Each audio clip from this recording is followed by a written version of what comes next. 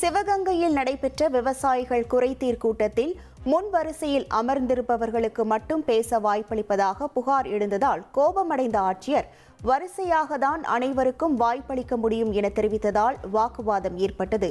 தொடர்ந்து பேசிய மாவட்ட ஆட்சியர் பொற்கொடி மேலே அமர்ந்திருப்பவர்களின் நெற்றியில் ஏதாவது எழுதி ஒட்டியிருப்பது போல் உள்ளதா என கேள்வி எழுப்பினார். மேலும் விவசாயிகள் கோரிக்கைக்கு தீர்வு காண பாடுபடுவதற்கு நீங்கள் தரும் பரிசு இதுதானா என்றும் வருத்தமாக பேசினார்.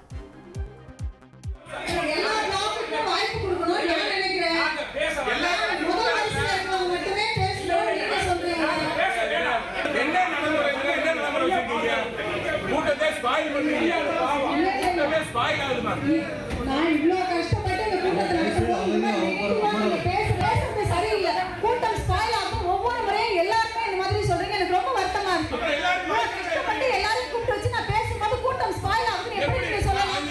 நான் உங்களை பேச விட்டுட்டு எல்லாத்தையும் விட்டுட்டு 5 மணி வரைக்கும் கூட பொறுமையா உட்காந்து பேசிக்கிட்டே இருங்கன்னு விட்டுட்டு போயிட்டேன்னா அது சாதாரணமா போயிருக்கும். நான் அதுக்கு தீர்வு கிடைக்கணும்னு நான் தலைமையில எடுத்துக்கிட்டு பண்றேன் இல்லைங்களா, அதுக்கு எனக்கு நீங்க